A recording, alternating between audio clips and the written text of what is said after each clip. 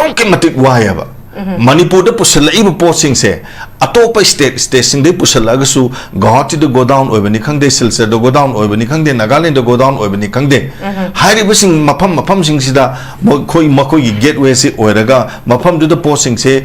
ꯊꯥꯔꯒ ꯃꯗꯨꯗꯒꯤ ꯑꯃꯨꯛ ꯄꯨꯁꯜꯂꯛꯄꯅꯤꯅ ꯍꯥꯏꯕꯗꯤ ꯕꯤꯖꯤꯅꯦꯁꯃꯦꯟ ꯃꯅꯤꯄꯨꯔꯗ ꯄꯨꯁꯜꯂꯛꯏꯕ ꯇꯉꯥꯏꯐꯗꯕ ꯄꯣꯠꯂꯝꯁꯤꯡꯁꯦ ꯍꯥꯔ ꯑꯣꯏꯒꯦꯔꯥ ꯕꯤꯂꯥꯝꯕꯥꯇꯤ ꯑꯣꯏꯒꯦꯔꯥ ꯕꯦꯁꯤꯛ ꯅꯤꯗꯁ ꯑꯣꯏꯒꯦꯔꯥ ꯍꯤꯗꯥꯛ ꯂꯥꯡꯊꯛ ꯑꯣꯏꯒꯦꯔꯥ ꯆꯦ ꯑꯣꯏꯒꯦꯔꯥ ꯄꯨꯝꯅꯃꯛꯁꯤꯡꯁꯤꯒꯤ ꯃꯔꯨꯑꯣꯏꯕ ꯕꯤꯖꯤꯅꯦꯁꯃꯦꯟꯁꯤꯡꯁꯦ ꯃꯁꯤ ꯃꯄꯥꯟꯂꯣꯝꯗꯒꯤ ꯑꯌꯥꯝꯕ ꯑꯣꯏꯕꯅꯤ나 ꯃꯅꯤꯄꯨꯔꯗ ꯕꯤꯖꯤꯅꯦꯁꯁꯦ ꯐꯦꯜ ꯑꯣꯏꯔꯛꯄ ꯃꯇꯝꯗ ꯗꯤꯃꯥꯄꯨꯔꯗ ꯒꯨꯋꯥꯍꯥꯇꯤꯗ ꯑꯇꯣꯞꯄ ꯁ꯭ꯇꯦꯠꯇ ꯐꯝꯃꯀꯥꯟꯗ ꯕꯤꯖꯤꯅꯦꯁ ꯇꯧꯔꯤꯕ ꯀꯥꯡꯕꯨꯁꯤꯡ ꯑꯗꯨꯗꯤ ꯃꯈꯨꯠꯁꯤ ꯍꯥꯡꯉꯦꯕ ꯄꯩꯁꯥ ꯊꯣꯛꯇꯦ ꯑꯃꯣꯏꯅ ꯋꯥꯏꯌꯦꯕ ꯑꯁꯤꯒꯨꯝꯕ ꯃꯌꯥꯝ ꯑꯃꯁꯨ ꯑꯃꯨꯛ ꯂꯩꯌꯦꯕꯀꯣ ꯑꯩꯈꯣꯏꯅ ꯐꯪꯖꯕꯗ ꯑꯗꯨꯅ ꯂꯥꯛꯅꯤꯡꯉꯤꯕ ꯄꯣꯠꯇꯤ ꯁꯥꯟꯇꯅ ꯍꯥꯏꯕꯁꯤꯗ ꯌꯥꯝ ꯆꯨꯝꯕ ꯑꯃ ꯂꯩ ꯍꯥꯏꯕꯗꯤ ꯁꯥꯟꯇꯅ ꯃꯁꯥꯅ ꯍꯥꯏꯕꯗ ꯈꯤꯇꯪ ꯀꯩꯅꯣ ꯇꯧꯕꯁꯤꯅ ꯑꯩꯈꯣꯏꯅ ꯈꯟꯖꯕꯗ ꯑꯩꯈꯣꯏ ꯄꯥꯎꯃꯤ ꯑꯣꯏꯕꯅꯤꯅ ꯖꯤꯔꯤꯕꯥꯝꯗ ꯆꯠꯂꯦꯕ ꯖꯤꯔꯤꯕꯥꯝꯗ ꯆꯠꯄ ꯃꯇꯝꯁꯤꯗ ꯁꯤꯗꯒꯤ ꯑꯩꯈꯣꯏꯒꯤ ꯀꯩꯊꯦꯜ ꯃꯥꯟꯕꯤꯗꯒꯤ ꯍꯧꯔꯦꯕ ꯀꯩꯊꯦꯜ ꯃꯥꯟꯕꯤꯗꯒꯤ ꯍꯧꯕꯁꯤꯅ ꯑꯩꯈꯣꯏ ꯖꯤꯔꯤꯒ ꯂꯥꯟꯊꯣꯛꯑꯒ ꯐꯨꯂꯔꯇꯣ ꯍꯥꯏꯕ ꯃꯐꯝꯁꯤꯐꯥꯎꯁꯤꯗ ꯁꯣꯔꯣꯛ ꯅꯥꯀꯟ ꯑꯅꯤꯁꯦ ꯃꯁꯤꯗ ꯄꯩꯈꯤꯕ ꯒꯥꯔꯤꯁꯤ ꯂꯣꯏꯔꯦꯕ ꯑꯗꯨꯛꯀꯤ ꯃꯇꯤꯛ ꯁꯥꯡꯈ꯭ꯔꯦꯕꯀꯣ ꯁꯥꯡꯈꯤꯕꯁꯤꯅ ꯃꯔꯝ ꯑꯣꯏꯔꯀꯥꯟꯗ ꯁꯦ ꯐꯣꯔ ꯑꯦꯛꯖꯥꯝꯄꯜ ꯑꯂꯨꯁꯤ ꯅꯠꯇ꯭ꯔꯒ ꯇꯤꯜꯍꯧꯁꯤ ꯆꯅꯝꯁꯤ ꯅꯠꯇ꯭ꯔꯒ ꯑꯇꯣꯞꯄ ꯆꯥꯅ ꯊꯛꯅꯕ ꯄꯣꯠꯂꯝ ꯃꯌꯥꯝꯁꯤꯡꯁꯤ ꯑꯁꯥꯝꯗꯒꯤ ꯄꯨꯔꯛꯑꯦꯅ ꯈꯜꯂꯁꯦꯕ ꯁꯤꯒꯤ ꯏꯝꯐꯥꯜ ꯗꯤꯃꯥꯄꯨꯔ ꯂꯝꯕꯤꯁꯤꯗꯤ ꯂꯥꯛꯄ ꯌꯥꯗ꯭ꯔꯕꯅꯤꯅ ꯑꯁꯥꯝꯗꯒꯤ ꯂꯥꯛꯅꯕ ꯍꯣꯠꯅꯕ ꯃꯇꯝꯗ ꯍꯥꯞꯂꯣꯡ ꯌꯧꯔꯛꯄ ꯃꯇꯝꯗ ꯃꯣꯏ ꯅꯨꯃꯤꯠ ꯅꯤꯅꯤ ꯍꯨꯝꯅꯤ ꯄꯟꯒꯅꯦꯕ ꯁꯣꯏꯗꯅ ꯄꯟꯒꯅꯤ ꯒꯥꯔꯤꯒꯤ ꯃꯁꯥꯒꯤ ꯌꯥꯔꯛꯇꯕꯅꯤ ꯈꯪꯗꯦ ꯂꯥꯛꯏꯕ ꯒꯥꯔꯤꯗꯨꯕꯨ ꯊꯧꯔꯒ ꯄꯨꯔꯒ ꯂꯥꯛꯏꯕ ꯀꯥꯡꯕꯨꯁꯤꯡꯗꯨꯒꯤ ꯑꯋꯥ ꯑꯅꯥꯅꯤ ꯈꯪꯗꯦ ꯑꯋꯥꯠ ꯑꯄꯥꯅꯤ ꯈꯪꯗꯦ ꯌꯥꯝꯅ ꯂꯝꯕꯤ ꯐꯠꯇꯕꯗꯨꯒꯤ ꯃꯊꯛꯇꯗ ꯃꯣꯏ ꯅꯨꯃꯤꯠ ꯅꯤꯅꯤ ꯍꯨꯝꯅꯤꯁꯦ ꯁꯣꯏꯗꯅꯃꯛꯀꯤ ꯍꯥꯞꯂꯣꯡꯗ ꯐꯥꯏꯜ ꯂꯩꯗꯣꯏꯅꯦꯕ ꯗꯦꯟ ꯁꯤꯜꯆꯔ ꯌꯧꯔꯛꯄ ꯃꯇꯝꯗꯒꯤꯗꯤ ꯑꯃꯨꯛ ꯃꯁꯥꯒꯤ ꯇꯔꯟꯁꯦ ꯉꯥꯏꯗꯣꯏꯅꯦꯕ ꯉꯁꯥꯏ ꯀꯟꯚꯣꯏꯒꯤ ꯇꯔꯟꯁꯦ ꯃꯅꯤꯄꯨꯔꯗ ꯆꯪꯅꯅꯕꯒꯤ ꯀꯟꯚꯣꯏꯒꯤ ꯇꯔꯟꯁꯦ ꯉꯥꯏꯗꯣꯏꯅꯦꯕ ꯑꯗꯨꯗ ꯀꯃꯥꯏꯅ ꯇꯧꯒꯦꯗ ꯉꯁꯥꯏꯒꯤ ꯄꯨꯔꯛꯏꯕ ꯄꯣꯠꯁꯤꯡꯁꯦ ꯂꯣꯏꯅ ꯄꯠꯀꯅꯤ ꯄꯨꯝꯒꯅꯤ ꯃꯥꯡꯒꯅꯤꯕ ꯑꯗꯨꯅ ꯂꯨꯄꯥ ꯂꯥꯛ 60 ꯃꯥꯡꯒꯅꯤ 90 ꯌꯥꯡꯒꯅꯤ ꯀꯔꯣꯔꯗ ꯃꯥꯡꯈꯠꯂꯛꯀꯅꯦꯕ ꯑꯗꯨꯅ ꯕꯤꯖꯤꯅꯦꯁꯃꯦꯟ ꯃꯌꯥꯝꯁꯤꯡꯗꯣ ꯂꯣꯏꯅꯃꯛ 하하कार ꯂꯥꯎꯋꯦꯕ ꯑꯗꯨꯒꯤ ꯄꯣꯠꯁꯨ ꯑꯃ ꯂꯩꯔꯦꯗꯅ ꯑꯗꯨꯗꯒꯤ ꯑꯃꯨꯛ ꯍꯦꯟꯇꯣꯛꯇꯅ ꯉꯁꯥꯏꯒꯤ ꯒꯥꯔꯤꯁꯤꯡꯗꯨꯗ ꯍꯥꯞꯄꯒ ꯄꯣꯠ ꯄꯨꯔꯒ ꯂꯥꯛꯏꯕ ꯃꯤꯁꯤꯡꯗꯨ ꯇ꯭ꯔꯥꯟꯁꯄꯣर्टर ꯍꯥꯏꯇꯥꯔꯦꯅꯦ ꯒꯥꯔꯤ ꯊꯧꯔꯤꯕ ꯃꯤ ꯍꯦꯟꯗꯤꯃꯦꯟ ꯃꯣꯏ ꯃꯌꯥꯝꯁꯤꯡꯁꯦ ꯑꯃꯨꯛ ꯆꯥꯅ ꯊꯛꯅꯕ ꯂꯩꯔꯛꯇꯕ ꯑꯁꯤ ꯑꯅꯥꯕꯨ ꯌꯥꯎꯔꯝꯅꯦꯕ just 2-3 days back ड्राइवर अमा गाड़ी की मी अमा फुलटो अस्वाइदा गाड़ी मनुंग द तुमिंगैदा सी लेरमे हाइरिबने को पुनसिबो मांगा अबनि हाइबनिदा मागे पुरैब लंथुम मयाम जिंगदुना पृथ्वी की लंथुम खुदिमकना मी मगी पुनसिदो अफबो गेरा फत्तबो गेरा मी मगी पुनसिदो संसार सिगी लंथुम अमतन महु चिनबे याब नतेबा अदुना हुजि लुरैबदी बेमना हंबिरिबदु आइना खुमजनिंगी से ngसाइगी Meitei जिबु तसेंग अतमना सिंगदना ताबीरेन मतमदुद chief minister ओइको ताबीरेन chief minister ओरबो मतमदा मागिसु वाखलोन खोइन उरब नते खोइन खंजबनिको माना चिफ मिनिस्टर ओरिंगे मतमदुदा ओ मणिपुर सिदा हाइरिबा कांगबुसिना खोगी चोरचानपुर ग ताइनबा नत्रगा अतोप अतोपा खोगी कम्युनिटी हाइतारे नागा गो ओइरो पांगन गो ओइरो मैतै गो ओइरो नेपाली गो ओइरो नंगना ताबा मफम सिंगसिदा हाइरिबा कांगबु सिंग असिना लमजी इनक्रोचमेंट तोक्सलक्तना एदि लोक्सन खोपसिलक्तना सुम पाक संदोरकबा बदि पोपी थागलकबा मकन की अनवांटेड एक्टिविटीज मयाम अमा तौरकबा अदुगी एक्टिविटीज मयाम सिंग अदुना लमदम सिगी फजगरबा महौसादगी लेरबा सक्तम कायरपो मयाम सिंग दो मदु मांगन बियारोयना ताबिरेना तौरप खरा अदुगुंबा लेबदुदा करे हाइनी सिंगनदना तौरपस ओइरमबा याय तौबदबु आइना पुथोक्सनिंगिबा वाफमदि कांगपुकपिदा फमगिबा मिफमदुना अतमनना तंगै सेनबा मैतै हेबसिना अखोइदा मतम खुदिमक्ता लमदम सिगी लुचिंगबु ओइबा यारो मोइना ओइरिङैदि अखोइसे काखटपा ngमरो हेदना अदुंबा वाखलना मो ओइरमगदि शांति से ngसाइगे अखोइना चीफ मिनिस्टर न फनला होनरसु होम मिनिस्टर न फनला होनरसु एनी लीडर अमना ऑफ एनी पॉलिटिकल पार्टी अमना होनरगसु मदुगी तंगदु लेताबा हेबदुदि अखोइना आशा तौबदा खरा थापकिनेन कल्लेबा व्हेरेस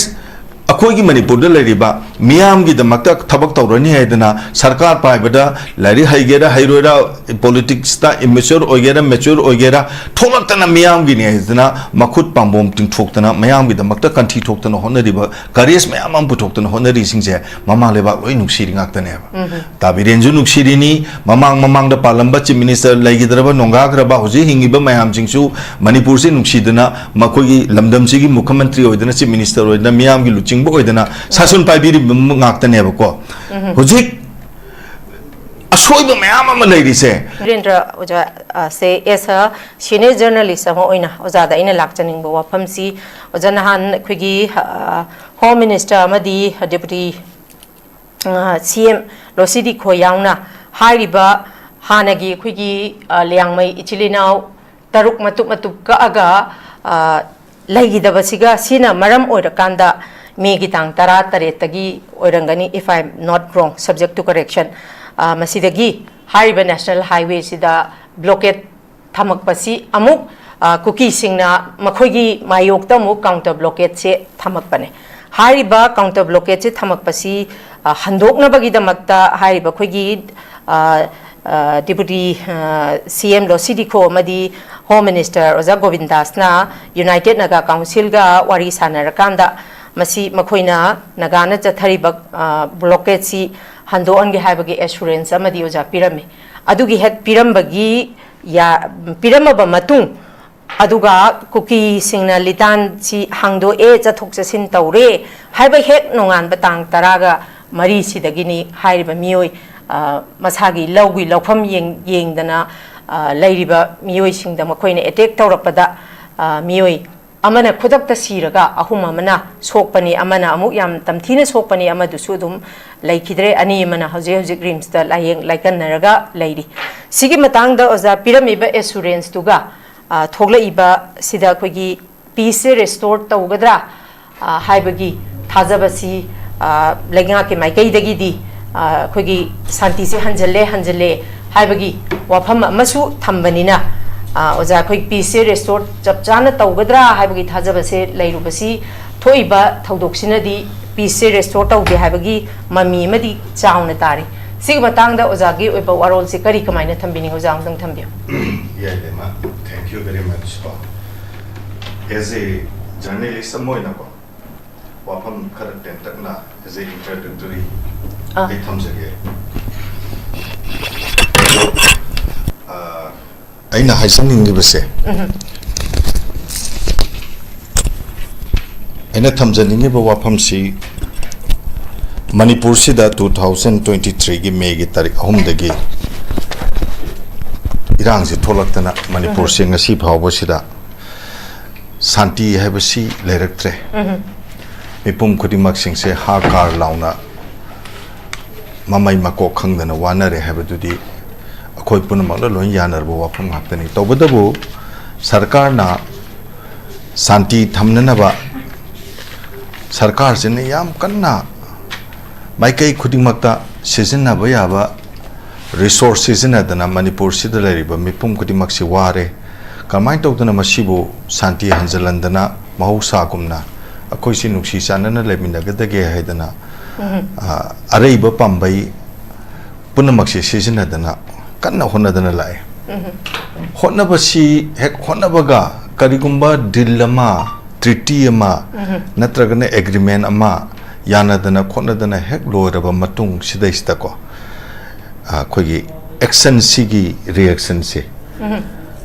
नेगेटिव ओने हेत लापदोंग तौबसे मसिदैसिदा सरकार सिसु चिंगनबा मदि याउदबदि मानदे चिंगनबा मदि दुम लैब्रेन खले हाइबदि इरांग से सुम लोय मक लोसन हनिंगदबा सुम इरांग लेहनिंगबा पांबा कांगबु खरा सरकार न क लैरबरा काइन हाइरिबसिदि को मखोगिसु एनालाइसिस करता होनबा याबंगे होनरगा करिनो अमुक तौरइसिबो हाइदना मदुगी वाखंदुमदि सोयदना लेरमगनेना खली अदु हुजिक तौरिबा 24 hours shutdown by UNC following the killing of 2 innocent Naga seko masi hoi thoe hojik moina pamise mamangda thokiba thodok amada mi taruk tamthina haibatare hai hei daba pal hei daba koine he miyoba moine he kano tawbata yam nungaitaba thodok amada thokibasingdu ayambana masak maming khangdana adagi aduni adani haibasi loina khangaba bawda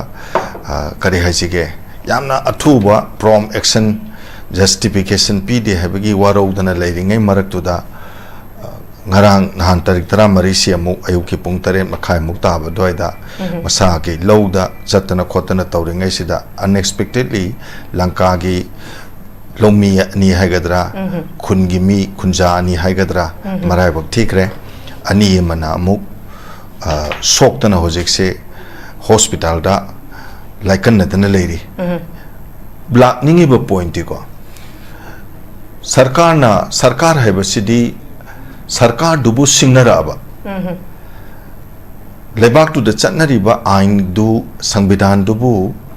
singnaraba sangbidan du na semdana chalairiba lengak sasan tawriba niti niyom singa dugi wangbada leirak pataradi leiraiba kangbu singa du masak khangaba adudagi di kana no kari karamba group kino kari dobe halai no kadorno habadugi verification ama tawragadi madugi action amadi laukhatlabra naga kangbuna claim tawi adugi group na tawbani aduna luchingba group tugi miyo sing aduna full sophisticated weapon sing adu paira kanda sumaina tawbani haiba khotpa ma leire how far the claim is true ngang aiba piraiba mayam sing adu karai bok chumbage haisu sarkar ama leire benene intelligence punamakti sarkar su kupna thiram gani haijariba ko aduna hojik mayam na pamise action to moina aduni haira abanina chummabra chumdribra haibadugi athuba madugi thabak ama sarkana paikhat pirabra paikhat pi bataragadi madudai de senari ba mi singtu kana no adu moina leiriba phambam duga yanaki bawarol sarkar ga leina ba yauragadi moina tawthore ba thabak to yanaki ba wafam dugi wangbada chatlabra natragana leibak sida chatnari ba ain se sin yade haiba thabak tawra agadi madugi pifam thopa dandi du piu haibane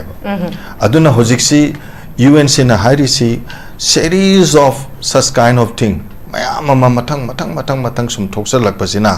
maram morakanda sarkar se ngasagi tawriba kholiba mayam sing adu mi phame pun karimta ngamdrabra haibane bako adu dugi pendaba tawdabe adaba protest khara adum tawribane bako pendaba iside dum khara leini among the koki masen marakta su manadaba se dum khara di dum thokani even sarkar pairiba mantri mandol singsi marakta su ngaktang mod khena basu dum mak leibadi ai whereas public ki oina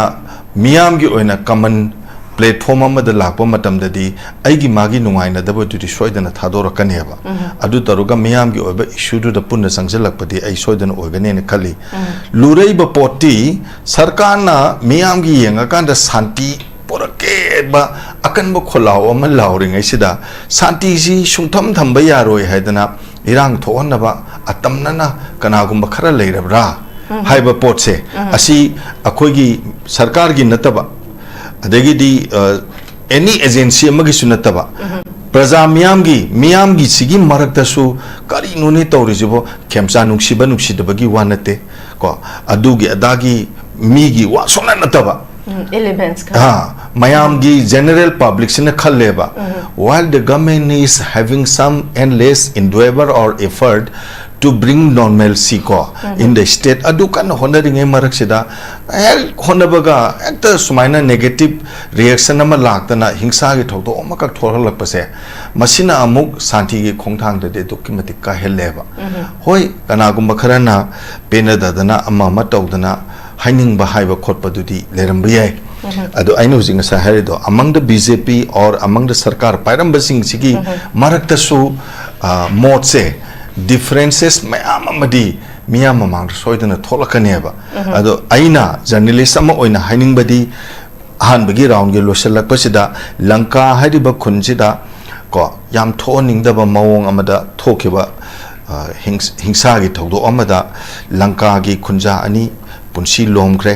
ko ani amna soktana leiri michamni ko low chachabani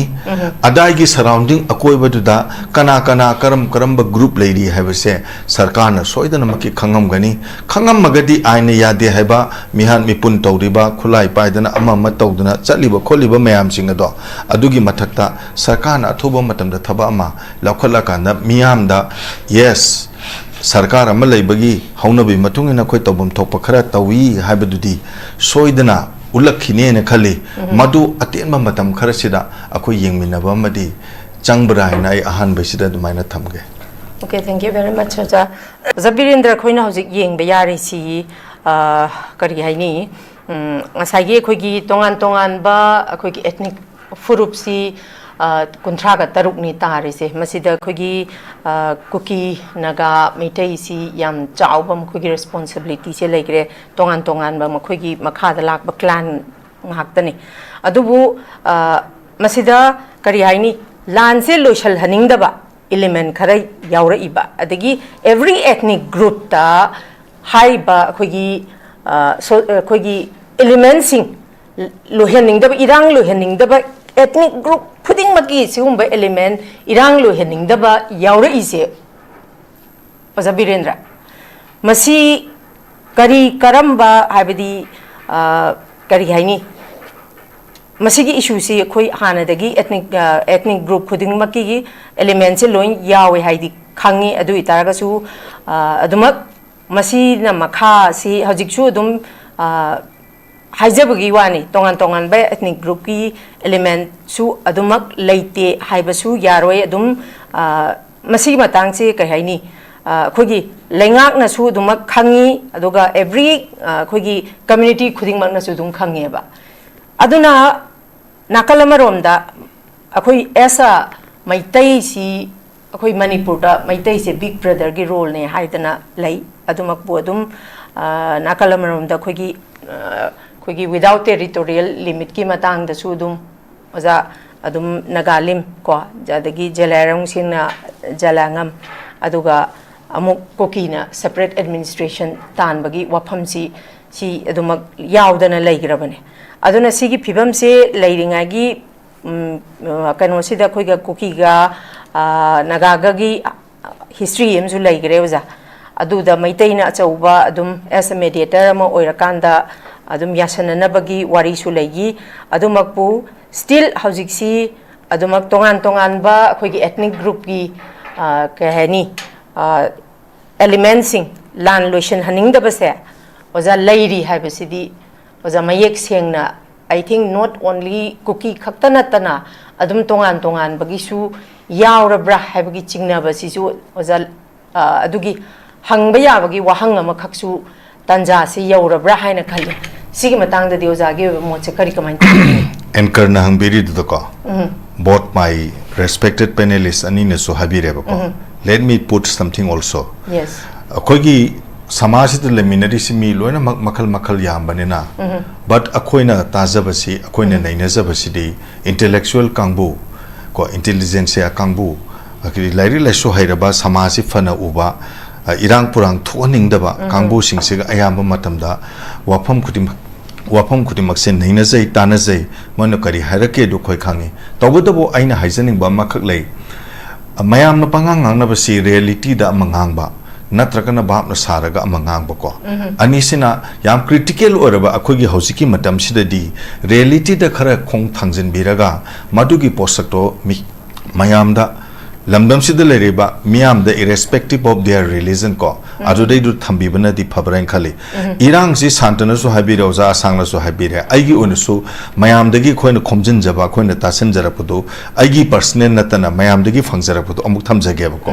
chume megi 23 gi tari ahum sidagi thola ba matungda yamna sathi ba ma kampu pida sathi ba meeting ma kampu pida phamgi phamgi basida masak matau phajaba kuki gi MLA ama Chandel Technopal Swadi gi karapa ama masase yauraga meeting ji phamme masdei sida kuki gi luchingba mayam ama khak yawe masa maksu yaure yauriba mifam sida kamana khanage haba system ko that so important nowadays adune adugi mifam dune bo chi kyam lura ise aduna akoina matamsida matangsida madu kangthokpada matam chabra chadabra haiba kaktugi matter du nebe yam lurisina mafam duda khanagiba meeting duda only resolution ahum khak lawge na koina tayaba resolution ahum dugi manung duda ahan bada leiribasi maitei haiba community se masina akhoi si maitei haiba community se na akhoi gi lamdam sigi manipur gi luchingbo oidana sum leiragadi akhoi gi community se makhoi gi makhada sum khoi je thamba tare therefore handak ki tanja chida akhoina makhoi si manipur si akhoi gi makhada thamhogdaba tarabadi akhoi se makhoi gi makhada tamak laigiba tare aduna makhoi ga changnaroi dabani until and unless kuki na manipur se palaba natragana adugi mathak adugi phibam amada koina pora kanda laiba hen ngamdriba makhaidi maitei jiga khoiga toro khoidana dana tinaroi damni ngangnaroi damni khonaroi damni na hai kholi haidana adumaina tagi basu leiba koina ko adugi hairamba misak singdugi manung duda kana gumba khara Burma da chatki adi military sarkar Burma gi military sarkar siga yanadaba makoi gi mathakta lal horiba mayam sing aduga sidagi satki baluching basing aduga pullakanda wakal lon mayam ama puthongnara kanda akoi gi manipur da mu onjal aga manipur da natana adala riba koi gi ichinena mayam ama amasu lanbam oidana lanbung oidana ko asi na konga thokpagi pawm su leiba madudagi adugi makha tara tarak po oina manipur gi khoigi sen milon si sokthar pachida sandana habigi duda ai karigumam tang pusanjar keba mizoram da char samada paisa ji chauna thame hai hariba paisa ji in terms of crore oi hai adugi paisa gi budget to digi kai thu kanda Burma rom da leiriba kangbu sing sina season raga akhogi mathakta ngasai gi maitei heba sina kaino si tohuningda dana makok thongbasi oheningda dana matam khodi makta luchingbo oiba chief minister bo haigera amma bo haigera puna maksing se oheningda dana madu namdana na bo khona bada adumaina tawrokpane na haina ba musu leyeba another aspect amana mu ngasai gi manipur da irang thokpase manipur da irang thokpa manipur da economic blockade tawba matamda kwaidagi se hena sapu phangba state se manipur sida gidi Nagaland ga Assam ga namu hele adong ke matik wayaba manipur da pusalaiba posting se atopa station de pusalaga su Guwahati da go down oibani khangde Silchar da go down oibani khangde Nagaland da go down oibani khangde hairiba sing mafam sing sida makoi gi gateway se oiraga mafam du da posting se tharaga madudagi amuk pusalapnina haibidi businessman manipur da pusalaiba tangai padaba polam sing se har oigera bilambati oigera basic needs oigera hidak langtha oigera che oigera punamak sing sigi maruiba businessmen sing se masi mapalom degi ayamba oibanina manipur da business se failure up matamda Dimapur da Guwahati da atopa state da phammakan da business toriba kangbu sing adudi makhuchi hangeba paisa thokte amoina wayeba asiguma mayam amasu muk leyeba ko akoina phangjabada aduna lakningi bopoti santana haibasida yam chumba lei haibadi santana masana haibada khitang kano tobasina akoina khanjabada akoi paumi oibanina jiribam da chatle jiribam da chatpa matam sida sidagi khoigi kaithen manbi dagi haureba kaithen manbi dagi haubasina koi jiriga lanthoga fuller to haiba mafam sibau sida sorok nakan ani se masida paigiba gari si loire ado ki matik sangre ko sangi bisina maram orakanda say for example alu si natraga tilau si chanam si natraga atopa chana thaknaba potlam mayam sing si Assam dagi pore engkhala seba sigi Imphal Dimapur lambi si di lakpa yadram nina Assam dagi laknaba honaba matamda hablung Europe matamda moi nini humni pangani soidana pangani gari gi masagi yarakta bani khangde laiba gari du bu thauraga puraga laiba kangbu sing dugi awana ni khangde awara pani khangde yamna lambi phataba dugi mathakta da moi nini humni se soidana maki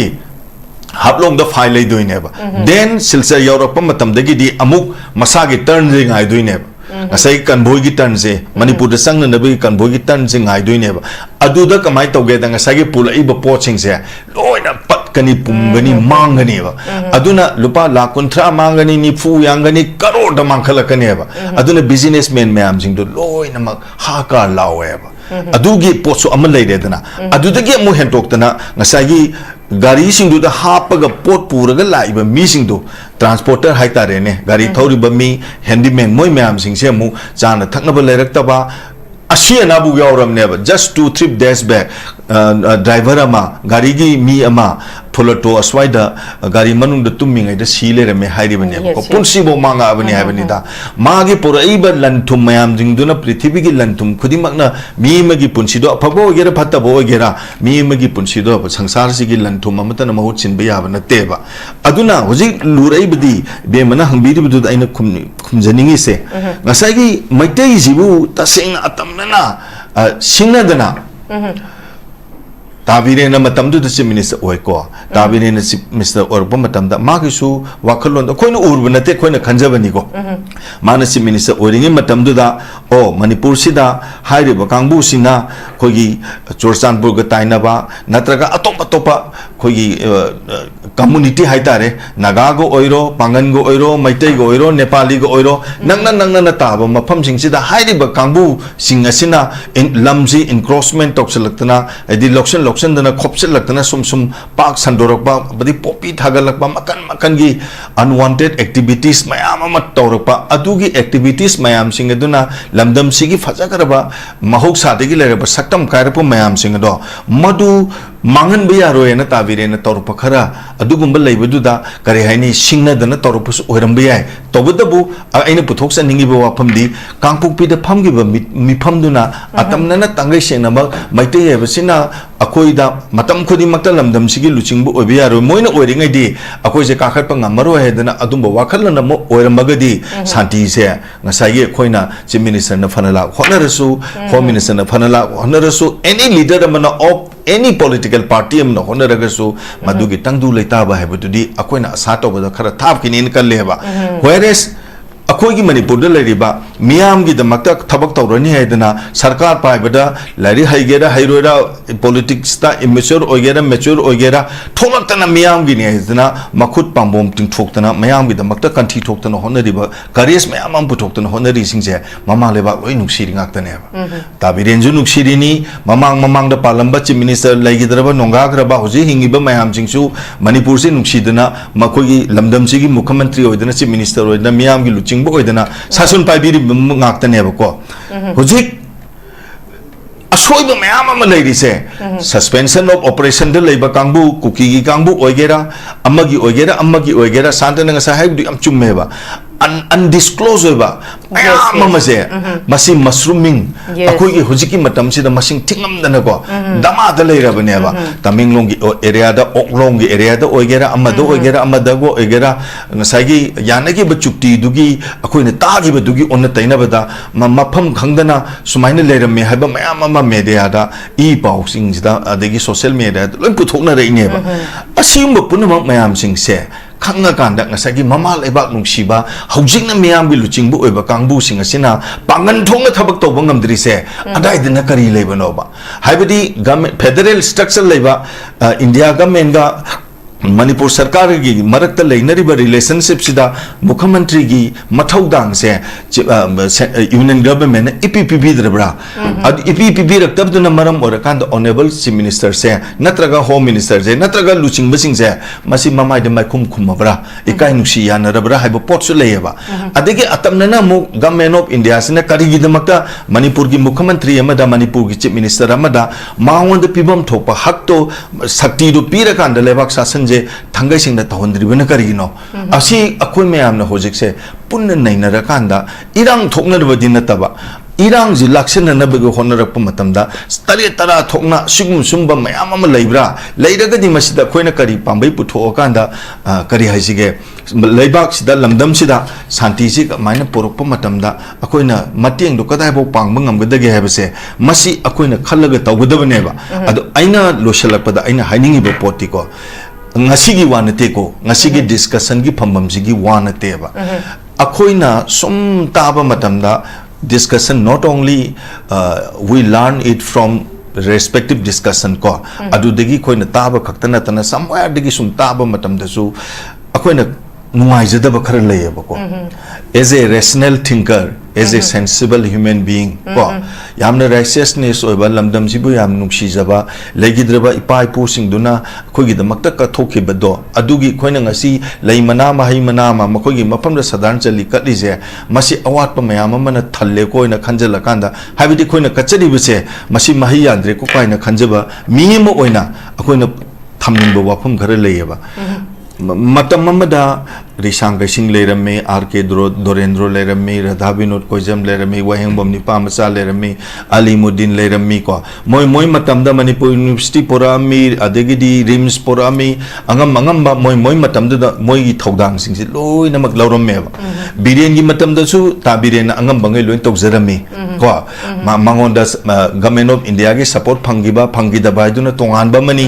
aduga hojik su honorable khogi imnam khemsana Minister oidana leiri ne ba ko leiri ngai matam sida su asagi khalli ba khardo khadi ba khardu di pallama mangon da leiren khalaje ba leiri ba paldo madu nam khaira ganda mangda tare ba samasya mayam jing se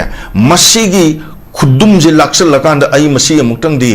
laksan gi haiba ngamba adugumba luchingba makakti pandu thugai ba ngamba luchingba amadi hojik changeba adugi panje Government of India na nang kaimte tawruno hairapa orambasu yai hairapa leragasu yaroi haidana thugaiba ngamba matam amada Congress na sasan paringe matamda Imphal gi municipality gi section area khara dagi Armed Forces Special Power Act khara loktho oga thamgiba dumaina hojik leiriba mayam singsina chu collective responsibility ma longna rakanda mukhamantri sida thoina pangal thongna je pira kanda ko miyam ki damakta oibe yaba haidi Manipur se very frankly and honestly speaking the future of our state is very at risk koi atong matik tambangam drum ni kudong thingai oirabane ba sigi juncture sida forgetting that I belongs to BJP aina BJP ni aina NPP ni aina Congress ni adu adani haibigi wafam se loina kautfo kanda Manipur gi anauba itihas na taba mamang edigi lakpa itihas hai maring marang dana khoidana sakhi ga dobo madu chatpa yaro habigi achumba paring ama adu thambiramba adu gumba luchingba amadi at this juncture at this critical hour da we highly need haibase aismaina thamjage thank you very much Oja Amerik Chumba Warul Thambiri Oza Asanka